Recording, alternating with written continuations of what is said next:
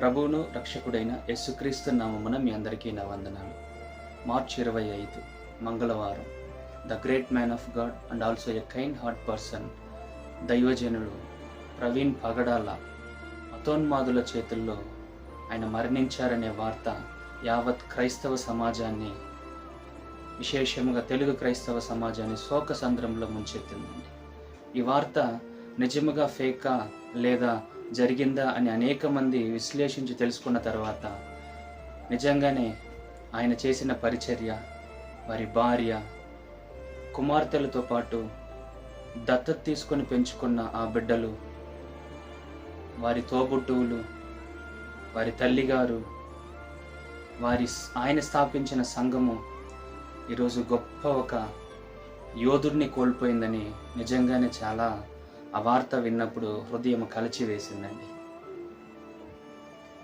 ఆ యొక్క వార్త, ఆ మరణము అనేక మంది క్రైస్తవులను ఐక్యత కలిగించి ఈ విషయంలో మాకు నిజాలు తేల్చాల్సిందిగా ప్రభుత్వాన్ని కోరడం జరిగింది.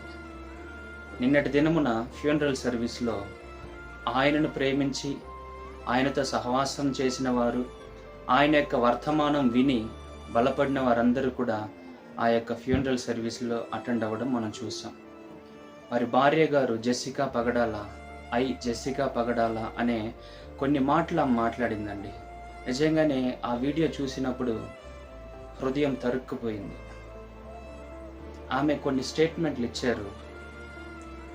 ఇది రెవెంజ్ అంటే కక్ష సాధింపు సమయం కాదు, కానీ మా భర్తను చంపినటువంటి మతోన్మాదులను సైతము క్షమిస్తాము అనే ఒక స్టేట్మెంట్ ఇచ్చిందండి. నిజంగా హ్యాట్స్ ఆఫ్ ఆ సహోదరికి.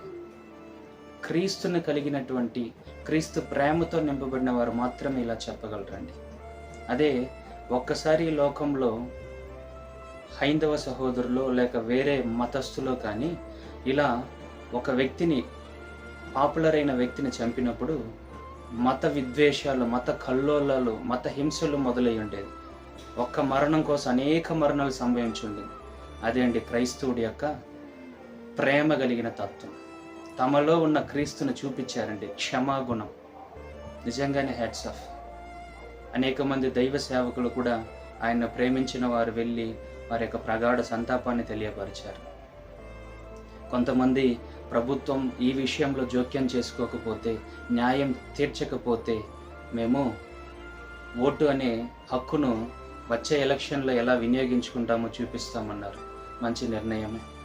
క్రైస్తవులందరూ కూడా ఒక తాటి మీదకి వచ్చి వారి భావాన్ని వ్యక్తపరిచారు.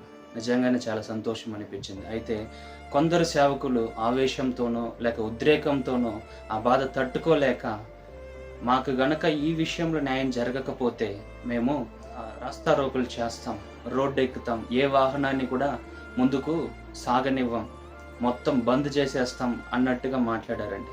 నిజంగానే ఈ విషయం నాకు చాలా బాధ అనిపించింది. ఎందుకు అనంటే ఆయన అంత గొప్పగా త్యాగము చేసి పరిచర్య చేసి వెళ్ళాడు. ఆయన మరణం ఒక ఉజ్జీవానికి కారణం అవ్వాలే కానీ ఉద్రేకానికి కారణం అవ్వకూడదు. నిజంగానే అపోస్తుల కాలంలో స్టెఫను అనే ఒక శిష్యుడు చనిపోయినప్పుడు హతసాక్షిగా క్రైస్తవులందరూ కూడా చెదిరిపోయారు. చెదిరిపోయిన చోటల్లో కూడా ఆ యొక్క సువార్తను ప్రకటించారండి. అపోస్తుల కాలంలో ఆ యాకోబు అనేటువంటి శిష్యుడు హేరోదు రాజు చేత ఖడ్గము చేత మరణించాడు, హతసాక్షి అయ్యాడు. అపోస్తులందరూ కూడా యెరూషలేం పట్టణం విడిచిపెట్టి వెళ్ళక ప్రార్థనలతోనూ ఇంకా శిష్యుల సంఖ్య విస్తరించడం జరిగింది. నా యొక్క మనవి, పెద్ద పెద్ద సేవకులకు చెప్పేంత వాడినైతే కాదు, కానీ మనమందరము ఏ రీతిగా అయితే ఆ జెసికా సహోదరి చెప్పిందో ఆ రీతిగా క్షమాగుణం కలిగినప్పటికి కూడా ఈ యొక్క మరణం, ఆ దైవజనుడి యొక్క మరణం గొప్ప ఉజ్జీవానికి కారణం అవ్వాలి, కానీ దయచేసి ఉద్రేకానికి మాత్రము తావివ్వద్దండి. వీలైతే అందరం కూడా కలిసి గొప్ప గొప్ప దైవజనులకి ఈ వీడియోని ఫార్వర్డ్ చేయండి. ఒకరోజు ఉపవాసం అని నిర్ణయించుకొని ఈ విషయంలో దేవుడే తీర్పు చేయాలి. ఎందుకంటే ప్రభుత్వాలు చేయి వదిలేసింది, పోలీసు శాఖ వారు చేయి వదిలేశారు. అదే ఇందాక చెప్పినట్టు ఒక హైందవుడికి జరుగుంటే మాత్రము అల్లకల్లోలం చేసి ఉండేవాళ్ళు, మత విధ్వంసం సృష్టించి ఉండేవాళ్ళు. కానీ క్రైస్తవుడిలో ఉన్న లక్షణం తను చంపిన వాడిని సైతము క్షమించే గుణం. అది క్రీస్తు ప్రేమ. కాబట్టి ఆ ఉద్రేకానికి ఎవరు కూడా లోనవ్వద్దండి, ఆవేశానికి లోనవ్వద్దండి. ఆయన యొక్క మరణము గొప్ప ఉజ్జీవానికి కారణం అవ్వాలి. ఉపవాసం వేద్దాం. దయచేసి పెద్దలు ఈ వీడియో దయచేసి గొప్ప వాళ్ళకి షేర్ చేయండి. మాలాంటి చిన్న పాస్టర్స్ కూడా, సంఘాలు ఉన్న వారందరూ కూడా సంఘాల్లో ప్రకటించి ఒక ఉజ్జీవానికి కారణమవుతాం. గొప్ప ఉజ్జీవాన్ని ఆయన మరణం ద్వారా ముందుకు తీసుకెళ్దాం. మరణము సువార్తను ఆపలేదు. అనేక మంది శిష్యులు హతసాక్షులుగా మరణించారు. సువార్తను ఎవ్వరు కూడా ఆపలేదు. చరిత్రలు ఎక్కడ కూడా ఆపలేరు కూడా. స్టెఫెన్ యొక్క మరణం సౌలుని పౌలుగా మార్చడానికి, ఉజ్జీవాన్ని ఇంకా ప్రబలము చేయడానికి కారణమైంది. దైవజనులు ప్రవీణ్ పగడాల గారి యొక్క మరణం అనేక మంది ప్రవీణ్లను దేవుడు లేపబోతాడు. బాధ అందరికీ ఉంది. ఎవరు కూడా ఇప్పటికీ కోలుకోలేని స్థితిలో ఉన్నాం.